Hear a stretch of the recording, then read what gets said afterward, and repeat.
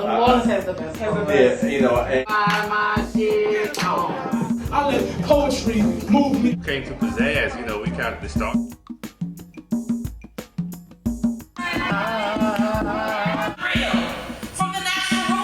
Also does poetry, sings, raps.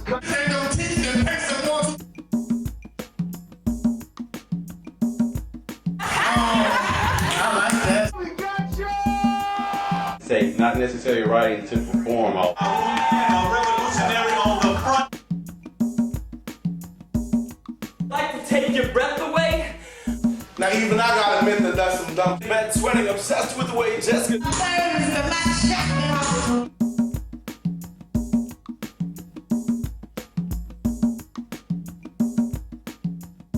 Ebony Square, when I first got here, you know, first started doing, it was Ebony Square. I kind of missed Caldi's. People kind of refer to Caldi's. I never went to Caldi's. 98, around 97, 98 is when I first was introduced to the spoken word scene, Ebony Square. Go to Ebony Square, Sweet Lorraine's, Hard Rock. At Ebony Square. Everybody, you know, a lot of the people who came to pizzazz, you know, we kind of started at Ebony Square, to be honest with you. Believe it or not, I actually became the host of Ebony Square by accident, because originally another host, a young lady named Angela Davis, not to be confused with the chick with the pick in her hair, but just as militant if you ask me. Shout out to Angela wherever you are. She was the original host. She had a band behind her called Soul Remedy, and for whatever reason she kind of fell out of it. They needed a last minute fill-in. This was probably we were probably 3 months into it at that point. So we're same age, going through the same things, kind of, you know, early 20s, just got out of college or still in college, or, you know, first time working, you know, still no kids, most of us, you know, common goals. And so it was a cool time, man. It was like a paradigm shift to me to actually see such creative people who were close to my age, a little bit older, but still very, very young, and who had such revolutionary ideas, such wonderful ideas, All right. I want to let y'all know also we have a special guest in the house, y'all. Fred Hampton Jr. is in the house. Come on, y'all got to know.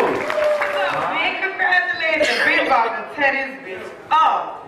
He was such a sight, but we got the family in the house, so y'all heard some words from him. This motherfucker bang. Y'all come back next Sunday and check us out. I'll be hosting that bitch. I'm on the level 6K shot. This called Eye Opener. Is it me or just my third eye forcing me to see shit I don't want to see?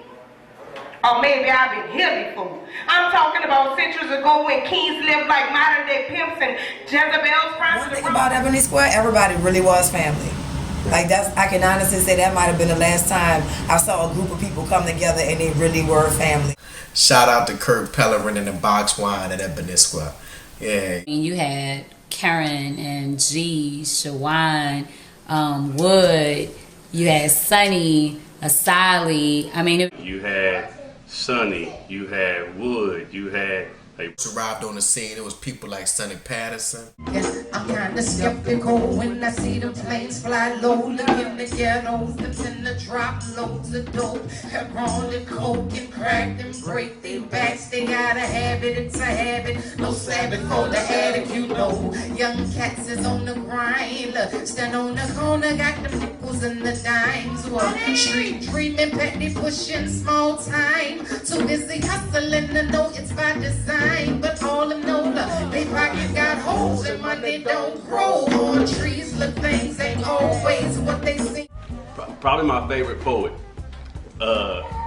Period. I mean, you know, seriously. I love this. I love this girl.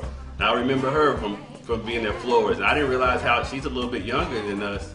Now I'm saying younger, but at the time she was like 18, 19 when I first got here. I was maybe 23, 24, and I mean, incredible. I mean, I just the maturity, the intellect, the sincerity, the the way she chooses her words, just the way she carries herself. I mean, just when she comes in the room, you know, some people might even not know who she is, but you respect her just because, again, I always say energy. She has that kind of energy that just draws. Sunni Patterson, Asali Devan. I think those are two of the most prolific writers ever. And I don't mean like in New Orleans, I mean like ever. Who learned at my mother's and grandmother's knees the secrets we keep from men and sometimes each other, of the innate danger of womanhood, of the likelihood of being split from yourself by someone else, of the risk of another deciding they can make better use of your body, mind, and time than you can. We had Peter Muhammad. But it wasn't until like 11th grade when a poet by the name of Peter Muhammad came to my 11th grade class, introduced it all over again. Peter Muhammad gave poetry a street rhythm.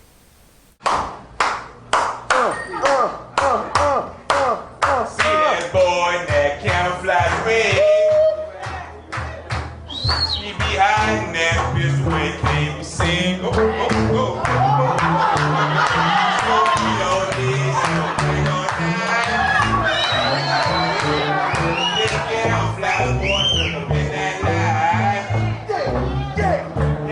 I said I tried to fool him, but he ain't no hurry. Just say shoot fly, don't ride the booty. Say shoot fly, don't ride me.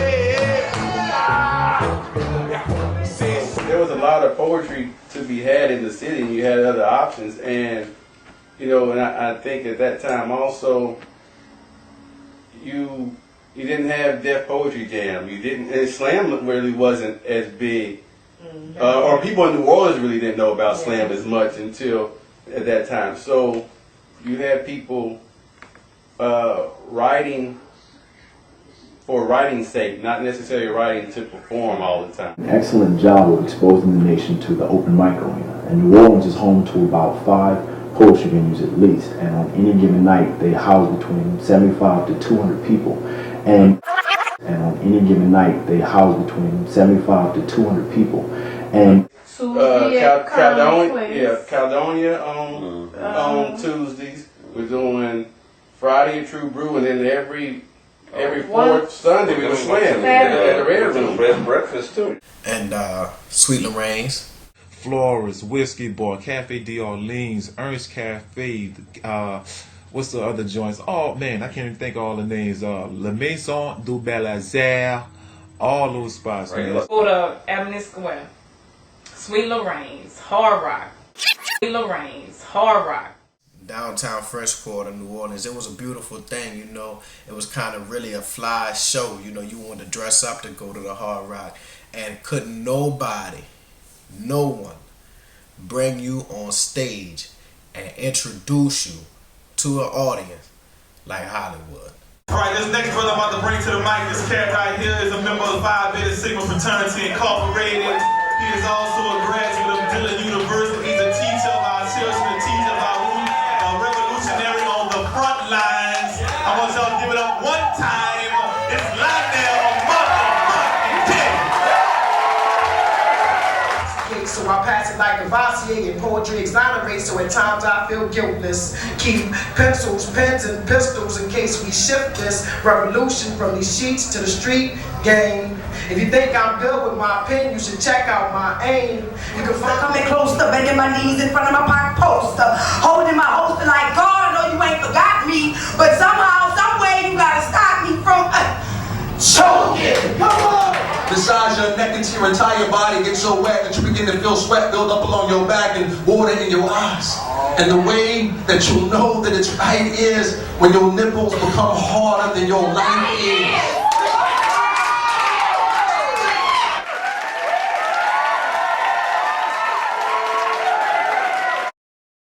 So Ebony Square was Sunday, then we started doing Flores on Monday, and then we kind of gravitated toward True Brew on Friday. We got to True Brew. Okay. I don't know if y'all remember the story behind that, but yeah, with Coup de Fire. But Coup de Fire, they had done backup for Shakita, and then they were also doing some backup stuff over at Ebony Square once in a while. And they were really trying to push their music, their jazz. They had Friday nights over at True Brew, which was just basically like an open door policy for sales or what have you. So he calls me Monday afternoon and says, "Hey, listen, the owner over at True Brew just shut us down. We don't have that deal anymore. So, I guess the poetry is done too. But, y'all, we'll work with you, if we can or whatever." So we're like, okay. So 5 minutes after I got off the phone with him, Georgine calls me. And she says, "Hi, is this Jack Manson?" I'm like, "Yeah." She says, "Are you in charge of the poetry?" Whatever. I said, "Yes, I am." She says, "Well, listen, there's a spot open on Friday." And you guys have just been really bringing in the crowds, with the poetry and everything. Like, this is where you were in order to get fame in New Orleans. Better holler, for real. He had, they got Jordans, everybody rocking Jordans and shit. This brother had his own line of sandals. I'm not lying. I'm not telling the truth either, but he's gonna do it. Y'all holler at your boy, brother, Side D. That's poets would say they come on Friday night. Song that Because that was the show. That was the show that don't mean shit, that sound like shit, and I'm gonna see if y'all gon' buy my shit, bump my shit, like my shit.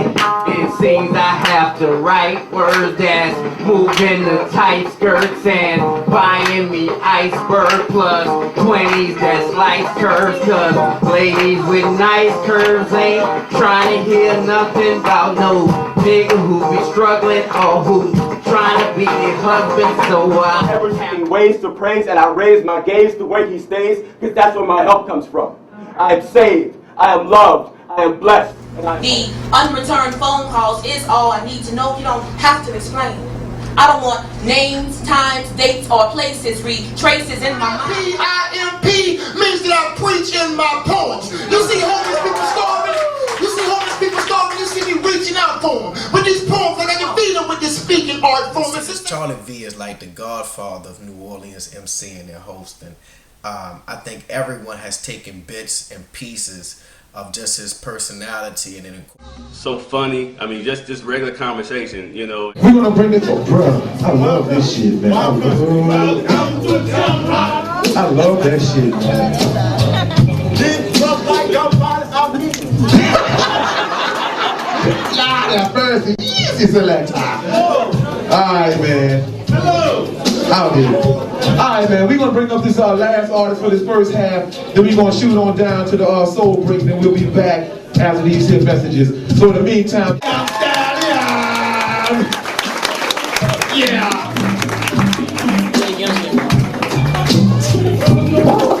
If a man that stands for nothing falls for anything, then how far living for, that are worth fighting for, and I don't have enough time to enlist the great minds that have laid the foundation for the craft in which we take sanction, but I can acknowledge those who enlighten me. Sunni, Asali, Butter, L. Edwards, Hollywood, Karen, Lionel, Charlie, and Darren, Lisa, Asia, and Shaken to all of the paved the way to bridging the gap between the Renaissance and today. You are appreciated, if not by none, then by this one young poet. I need all the positive folks in the building. All the positive folks in the building. If you have 4 fingers in a thumb tonight, it's been known to happen. I've been having some folks with a shortage. So everybody, you can give me a powerful fist pushed up like this here. I need everybody, just for 1 minute, do not be bougie. I need everybody to keep it trill with your phone. It's like 5, 4, 3, 2, 1. What we got, y'all? D-Soul, will you please give it to me? And it's like this. The Black Prince, could I be right? Say what? So then everything kind of changed. With water, it forced me into the attic, and then I ended up kicking out the wall and climbing out to a tree because the houses around me were just disappearing. We don't know where we're going to go or really what we're going to do at this point. Station and a Superdome. I had several chapters of Revelations. Didn't even have to see his face to know he had my transportation waiting. to get that through the water. We all was waiting, from babies to a 6 or 7-year-old lady, held the crucifix and prayed. The truck felt like it levitated. The water was 3 feet and rising, but the F-150 still made it. 19 people escaped 5 p.m. that Wednesday. When the sun set, we rode away. Hungry, tired, dehydrated, but lived to fight another day. But not before passing by the convention center like the only truck in the parade. People offered to pay, but I didn't have any more room or any more space. I hated Hollywood, Shedrick, Cooley, and myself, when we decided that we wanted to do a poetry show in the city of New Orleans, the majority of the city was still in darkness. There were no lights on. Parts of the city were still flooded. But we began to plan. We put on a spoken word show at Ebony Square, December 2005, featuring Sunni Patterson. And when we saw the turnout, how much people were just gravitating to the word, to the poetry, we knew what we had to do next. Now it's time for the spoken soul session. These particular artists that's coming to the stage, these cats, either they've been all over the world performing, or they've been all over Uptown performing or some shit like that, you know what I'm saying? Whatever it is, man, they're accomplished at what they do. This brother right here, member of the Rhyme Syndicate. Founding member of the New Orleans Renaissance Society. Ladies and gentlemen, I present to you the one and only Mr. Lionel motherfucking King. No doubt, if I'm president, things gonna be different. After my inauguration, I'm issuing out reparations. You feel my administration? I'ma roll up some leaf, assume my role as commander-in-chief. And I guess you think you're feeling sad, and I guess you must think that your grass is blue. Well, I guess Kimberly Polk's grass must be black. Try telling your sob story to a mother who's gone 30 months of incarceration. I am patient. I am calm. I am fury. The devil's rest is the wait for the weary. Hear me. I am hopeful, not boastful. I am the catalyst into battle, the scandalous world I keep. Damn. Just tell yourself, you don't love these hoes and go home and have sex with your hand, cause she ain't let you hit, but you like to pretend. With Dreams, with the Spoken Soul session, we knew that things had been forever changed. But we were still trying to be the bridge over troubled waters, so that the old poets who were still displaced, who were still living in Houston, Atlanta, and New York, and Chicago, when they came home to visit or to check on their homes and businesses, they had a place that they can go and hear some poetry. New Orleans poetry. I'm speaking on being a warrior and a king, your lover and best friend. You be the inspiration to these poems, I'll be the reason we still listen to love songs. Cause, girl, I'm in love with you. This ain't the honeymoon. Has the infatuation fade? We're right in the thick of love. Times we get sick of love. It seems like we argue every day. Come on. I know I misbehaved and you made no mistakes, and we both still got room left to grow. Come on, Cat. And though love sometimes hurts, I still put you first, and we'll make this thing work. But I think we should take it slow. We're just ordinary people. What's that? You know, and for the newer poets who came along, we wanted to make sure that we were bridging the gap properly, and we were just trying to keep things together. Yep.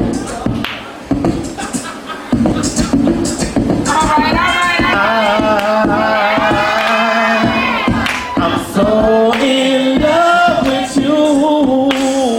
Oh, whatever you want to do is alright with me.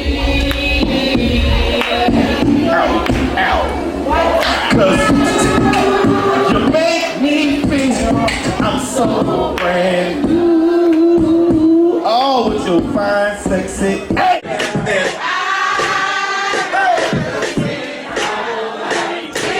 To the British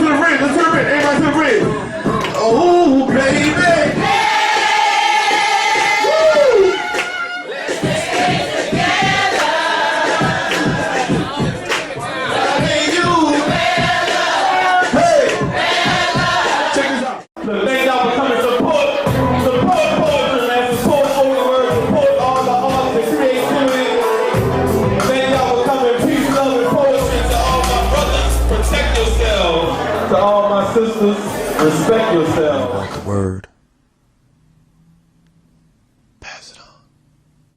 Poetry scene in New Orleans long enough that I was able to establish my own show with the help of a couple of my friends.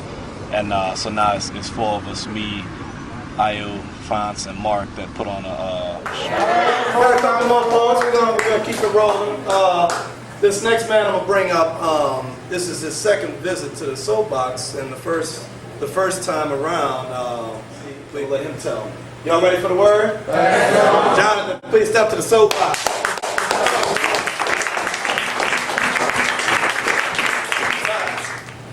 Can't sleep anyways. I light another cigarette inside, Zerry beside. I ain't slept in days. Rusted water pipes busted frozen.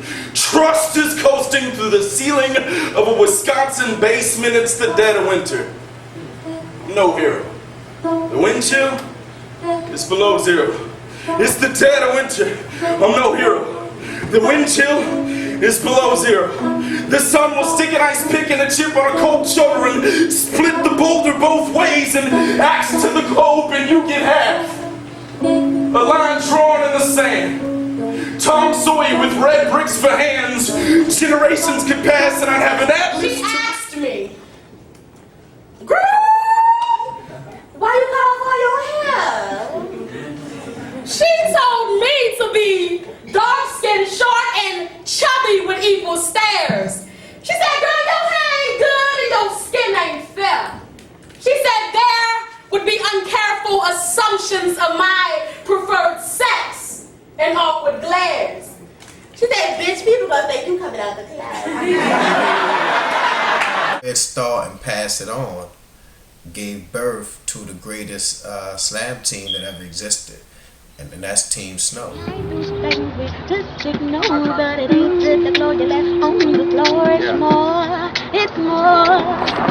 First Team Snow was actually the founding members, I should say, the people that created it. Was Catalyst at Sendor, me, Akeem Martin, Tarriona Tink Ball, Shakandria, Icon Sibley, and Michael Cressmore. We went to St. Paul, Minnesota that year, and our first time back behind it is like not knowing, you know, how to gain wit, strategy, none of that. Just going out there performing and being free and all this other happy stuff. We actually won the Group Peace title, which is like a national title that's up for grabs. So we was real proud of that, to be like the first team to represent New Orleans at nationals that actually won some type of title there. So from there we went on our second time at Nats, which was in 2012. We actually won the whole thing. And then we just recently went back again with a completely different team. I think I was the only member that returned from that 2012 team. And we won nationals for a third time. Again, we have actually never been in nationals and lost. So. Mama ain't ashamed since she was 3 and 16. So I'm about to tell you what make about things unto me. Mama has a blind eye and a deaf ear. Just she can see and hear exactly what she wants. And it shouldn't come as a surprise that she wasn't born with any physical deficiencies. Yet she still flaunts her disability, talking about how she can't see. Her new husband is sneaking into her daughter's room. So we assume, cause ever since Mama got married, Lisa ain't tossed since that shoe. It's more. I don't think we gon' make it, and all we do is fight. But you think since we got history that everything's gonna be alright. But it's so hard to do as the time goes by, and all that we've been through. Sex versus Love. Sex versus Love is an event I put together with Smut the Poet as well as Dave Lemon, who was a singer. And it's a event kind of like Wild and Out, where we take teams of poets and singers they either do sex poems or love poems, battle it out, switch teams, and the crowd decides which team they want to go for. I've been at your plate for a while, but I never took a swing. And now I heard that this new dude is pin hitting for your team. I heard he's spoiled, you even gave you a ring. Well, I gave you one too, but I doubt it's the same thing, cause mine ain't come with a proposal. I guess I was supposed to know that you was ready for me to cherish you and hold you, but I guess Duke showed you better than I could have told you about what John L. and Smut have done very well with these sex versus loves events where they allow erotic poets to go against romantic poets and sort of a showcase, you know, and that's another type of event that has, those events are continuously successful because they're very well organized. I'm trying to remain hopeful, but your damn Facebook statuses are so fucking boastful, saying he proposed to me. This ain't how it's supposed to be. You was the first one to ever let post. It's the Sunday Night Poetry at Club Caribbean, 2441 Bayou Road. Doors open at 7 p.m. Admission is just $5. Caribbean gave you that sense of poets like an audience. I don't care what type of artist you are. What you really want is to be received by an audience. Caribbean was the next phase of the Lionel King era with spoken word New Orleans. It was taking what upgrading it, because the stage at Caribbean was a stage. It was a much bigger stage. The venue could hold more people. There was a balcony and the bottom level. The implement of having food there. The Yakamine lady was there, and you know you could get some Yakamine, and you can get you a drink if you wanted that. And they had, you know, a barbecue there. I mean, you could eat. So it almost became a night out rather than just going to a poetry event. Felisa,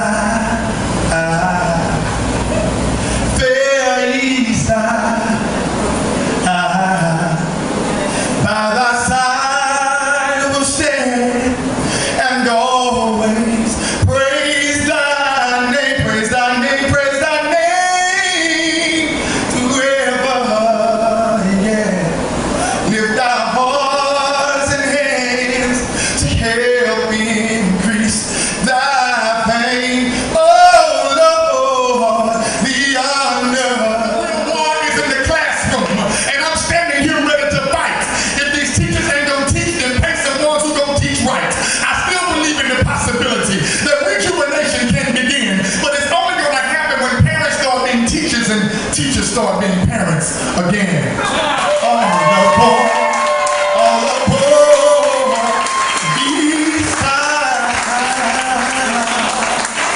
Meeting and mode are more than adequate. Be having me hollering hours after he's gone. No algebra alone can't calculate his dimensions or explain how the volume of his cylinder sends a shiver to my knees. Could it be the curve of his circumference or the way his arc length slides into my cube? They call me bipolar, I call it having different flavors. Notional modes are passed from a past riddled with playing second. I want to wake up to you, even if it's only by me thinking about you. When we say who that poet, of course we're talking about now and the future of the scene. But Lionel King really laid down the foundation for where we are now. Lionel and Erica Murray, these are people who remember this scene pre-Katrina, who are able to link with many of us post-K's, bringing the ideas from pre-Katrina that we don't forget those monumental dates and times in the history of this scene that we're able to learn by their testimonies of what made this scene great before Katrina. And slowly come back. You know, it's just been an amazing experience to be a part of both what's now known as, you know, the pre-Katrina poets and the post-Katrina poets. To be a part of both is really just a phenomenal experience. So Right NOLA was a spoken word and poetry festival, and what it encompassed was workshops for our poets to hone our craft and become better.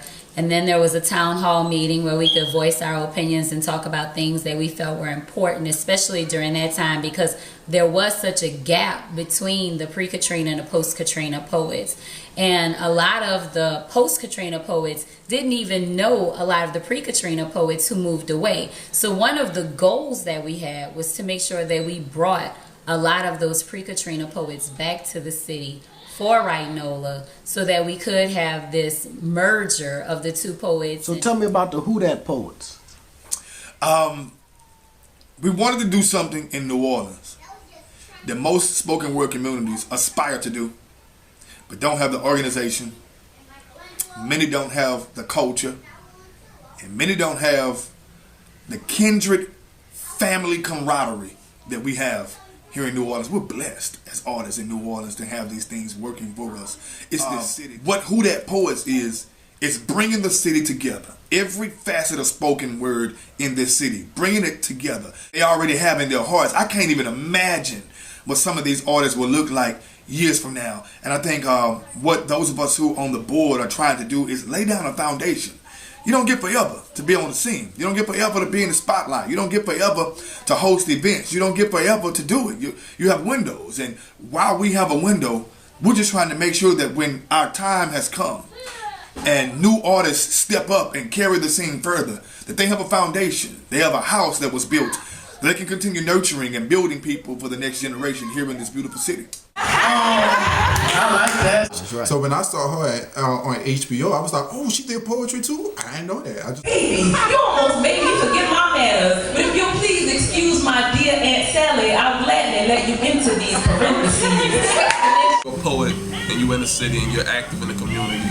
You are who that poet. Another important aspect to me, just personally, is I think you just got to stay positive. D. Kali. Peace to the Moors, noble Drew Ali. I'm fresh like some Jordans, 92, 93. I'm on Middle Chapter 4th, I'm in Ra. Peace to Ira. He was a special person, man. I mean, if to know Ira was to love Ira. I mean, I don't think he had any enemies. He was just, you know, being, I guess, being in percussions, I guess. And to this day, anytime I hear like a guitar riff, or I hear Bob Marley, or I hear a conga, you know, I know his spirit is there. I like that. That's Ira talking to it.